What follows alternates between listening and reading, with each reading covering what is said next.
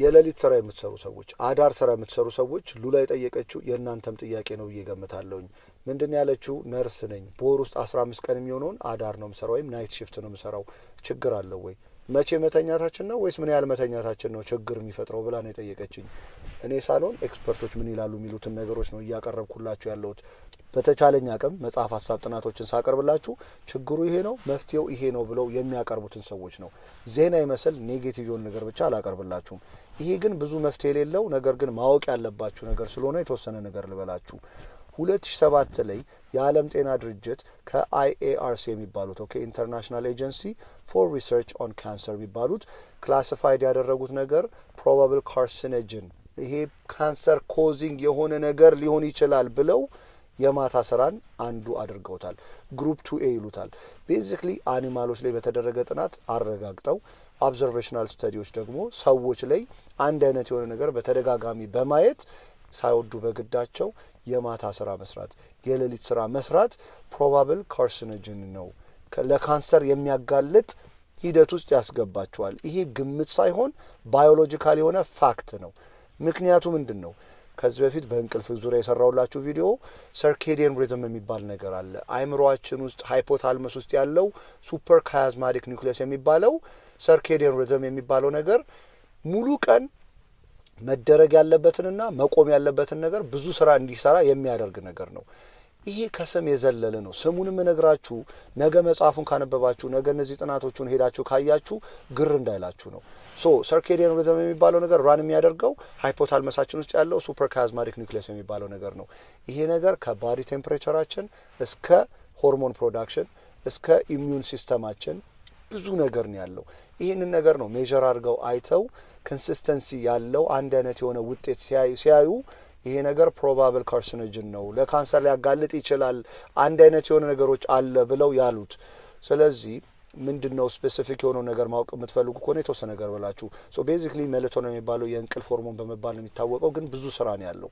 ፓወርፉል የሆነ አንቲኦክሲደንት አንቲ ካንሰርና ዲኤንኤ ሪፔር የሚያደርግ ነው ይባላል።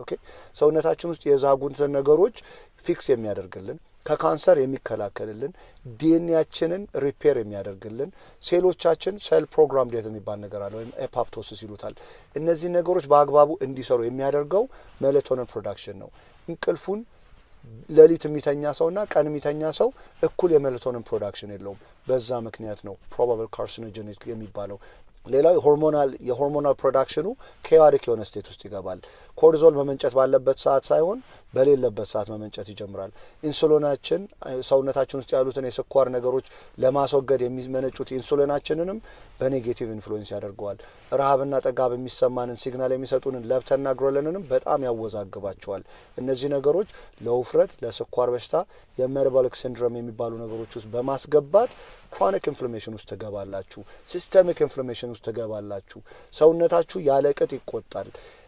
በጣም ለረጅም ሰዓታቶች የተቆጣ ስሜቶችን ሲያሳይ ኦክሲዳቲቭ ስትሬስ ውስጥ ሲገባ በተለያየ መልኩ ኢሚዩን ሲስተማችሁ በአግባቡ እንዳይሰራ በማድረግ ክሊር የሆነ ፓትዌይ በመስራት ክሊር የሆነ መስመር በመስራት ከልብ እስከ አይምሮ እስከ ካንሰር በሽተኛ ያደርጋቸዋል። ስለዚህ የፐብሊክ ሰርቪስ ውስጥ ያሉ ሰዎች ፖሊሶች፣ ፋየር ፋይተሮች፣ ነርሶች፣ ዶክተሮች እነዚህ ወሳኝ የሆኑ ሰዎች እነዚህ ሰዎች ኖርዌይና የተለያዩ ሀገር ያሉ ሰዎች በደንብ አድርገው ኮምፐንሴት እያደረጉ የሚገባቸውን ያህል እያደረጉላቸው በተቻላቸው አቅም ሰፖርት ያደርጓቸዋል። ኡበር የምትሰሩ ሰዎች፣ ታክሲ የምትሰሩ ሰዎች፣ ክሊኒንግ የምትሰሩ ሰዎች፣ ፋስት ፉድ እና የተለያየ እነዚህ የነሱን ኪስ ለማደለብ ብቻ 24 ሰዓት የሚከፍቱ ካምፓኒዎች ጋር እየሰራችሁ ግን የዚህ ሁሉ ችግር ባለቤት መሆን የለባችሁም። እንደዚህ ፐብሊክ ሰርቪስ ላይ ያላችሁ ሰዎች የሚመከረው መፍትሄ ተብሎ የሚመከረው በተቻላችሁ አቅም አንድ አይነት የሆነ ሬጉላር የሆነ ስኬጁል ይኑራችሁ። በጣም ሩማችሁ ጨለማ ይሁን፣ ቀዝቀዝ ይበል፣ ምንም አይነት ድምጽ አይሰማ።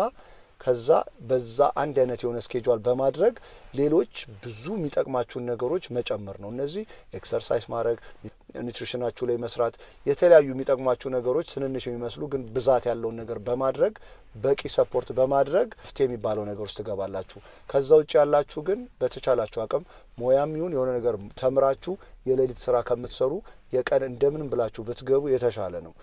እንደ ዜና ኔጌቲቭ ነገር ለማውራት ፈልጌ አይደለም፣ ግን ማወቅ ስላለባችሁ ነው። ስላዳመጣችሁን ከልብ አመሰግናለሁ። ቴንክ ዩ